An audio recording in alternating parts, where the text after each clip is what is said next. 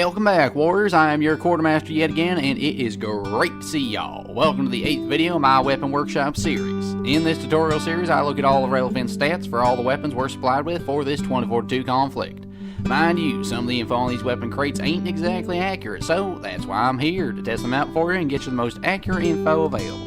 On top of gathering info, I also give you my 3 suggested builds taking the field for dealing with all manner of combat situations. Today we'll be taking a look at our second SMG, the Russian PP29. The PP29 is based off the PP29 SMG developed in 1993 by the Russian company Izmash. It fires the 9x18mm Makarov round and has a base ammo capacity of 53 rounds with 1 in the chamber. This weapon starts the trend of Tier 2 weapons that start off with a base default ammo type that is not standard issue. The first ammo we have access to for this weapon is actually high-powered rounds. As such, I'll be comparing the other ammo types to this default high-powered round. The PP29 has a base fire rate of 624 and has an extended barrel that doesn't seem to change our base rate of fire at all. This SMG has a variety of damage ranges. From 0 to 29 meters, we deal an impressive 26 damage to the body. Between 30 and 49 meters, damage drops to 22 per shot before reaching our minimum damage of 18 at just 50 meters.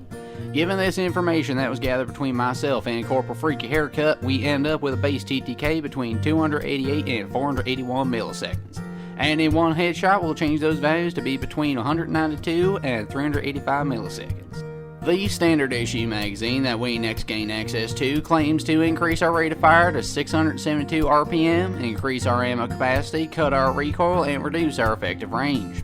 We do have noticeably lower recoil than the base high-powered rounds, and we end up with a 64 round magazine with 1 in the chamber. Our effective ranges are also affected. From 0 to 29 meters, we still deal 26 damage to the body. Between 30 and 39 meters, damage drops to 22 per shot. Next, between 40 and 49 meters, we drop to 18 damage before reaching our minimum damage of 15 at just 50 meters. Given this information, we end up with a TTK between 268 and 536 milliseconds. And in one headshot, we'll change those values to be between 179 and 446 milliseconds. The last ammo type we have access to is subsonic rounds. These rounds leave no muzzle flash or visible tracers primarily. However, after testing this, we also have reduced damage ranges as well, same as the standard issue magazines. These rounds fire at 640 rounds per minute. So again, from 0 to 29 meters, we deal 26 damage to the body. Between 30 and 39 meters, damage drops to 22 per shot again.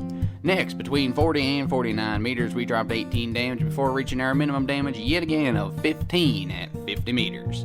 Given this information, we end up with a TTK between 281 and 563 milliseconds. And in one headshot, we'll change those values to be between 188 and 469 milliseconds. Suppressors continue to do what they do best, keep us stealthy while reducing our damage and being inaccurately labeled. The suppressors seem to have no effect on our rate of fire, but they do reduce our damages, in some cases increasing our time to kill by requiring 1 more bullet to down an enemy. So now, between 0 and 29 meters, we deal only 24 damage to the body, which now makes us a 5-shot instead of a 4-shot kill. Between 30 and 39 meters, damage drops to 20 per shot with no effect on our TTK. Next, between 40 and 49 meters, we drop to 17 damage.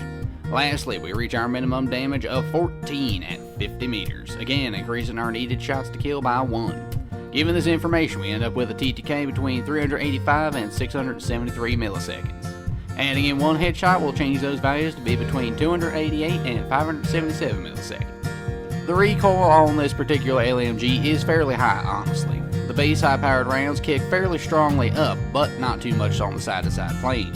Standard issue rounds don't kick up as much, but they do seem to have slightly more horizontal bounce. Subsonic rounds seem to be right in the middle of those two in terms of overall magnitude, same when using the long barrel, and the muzzle brake remains the best attachment for controlling recoil, as the compensator just makes things too erratic. Unlike our last weapon I went over, the MCS 880, there are actually enough attachments with this weapon to warrant 3 separate builds for it, as they all perform differently. My first build starts off with the DD hollow sight for a different take on the traditional reflex optic. Next, we use the standard issue magazines for that increased rate of fire, ammo, and recoil control while hurting our range. We have no choice but to use the factory mounts before ending with the ARCOM tactical muzzle brake for reduced vertical recoil. This first combo, the spam cannon, is definitely my go-to build whenever a soldier is asking for a suggested loadout for the PP29. The DD Hollow may not be everyone's cup of tea, but that's always up to personal preference when it comes to optics with identical zoom levels. The standard issue magazines are definitely the best choice for close range fights, as the slight rate of fire increase and increased ammo capacity allows you to spray and pray in close quarter fights more effectively. The lower recoil also helps to keep you on target when going for a mid-range fight, and that impressive maximum damage range that this weapon has. The muzzle brake does a great job apparent with the standard issue ammo to keep recoil extremely controllable. By far, this is the best PP29 build I can think of. Combo 2 uses the UH1 optic for a slightly enhanced zoom while offering increased target information for fighting at range. We next use the default high-powered rounds. The factory mounts aren't optional, and we aim with the extended barrel for increased bullet velocity with no noticeable downsides. The second build, the Foot Soldier, is better if you're looking for consistent TTK out to further ranges than the maximum range. The UH1, now that it doesn't actually cause bright white flashes when you use it, is actually a solid mid-range choice if you're looking for a more focused sight picture with information on hostile ranges. This will allow you to make the most out of your hefty magazine size if you can remember the effective ranges of this weapon. The long barrel doesn't affect our rate of fire at all, but it definitely improves our bullet velocity, further helping us out in those longer range fights. This build has more kick than the spam cannon, but this build is far more consistent at range and makes for a reliable everyman build. My final combo is for stealth and utilizes the DD Hollow again before using the standard issue magazines for that boosted ammo, rate of fire, and recoil control at the cost of range. Factory mounts remain before being finished off by the 6KU suppressor for all the stealth factors at the cost of bullet velocity and damage. The Whisper, my third build, is just a stealthy SMG. The increased ammo capacity and the increased rate of fire from the standard issue magazines helps to mitigate the downsides of the suppressor. The suppressor negatively affects our TTK at two different damage ranges, but if you can get that extra bullet out even quicker, that damage drop is less noticeable. Again, the DD Hollow is just personal preference, so you do you with that area. I was surprised at the effectiveness of this stealth build because no one noticed me sweeping through their ranks, and because this weapon still has an impressive range profile and rate of fire. This build is great for taking out an occupied objective from an unexpected angle. And there you have it, folks, all the stats you need to know and the best builds to properly utilize your high capacity Call Me SMG. Build 1 Spam Cannon, as I stated before, is arguably the objectively best build for the PP29. If you want a more consistent feel out to further range with this weapon, the Foot Soldier is the build for you. For those times when you need to go stealthy, or if you want to take advantage of some chaos in the enemy ranks, the Whisper will do you best. I did my best to get the most accurate stats on my personal testing of these weapons with Corporal Freaky Haircut.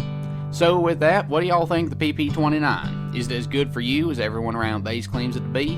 Let me know down below. And so if I did a good job today with this briefing, be sure to leave me a like and subscription to show the major that you want more statistical briefings just like this one. And with that, I've been your quartermaster, and until next time, I will see you later.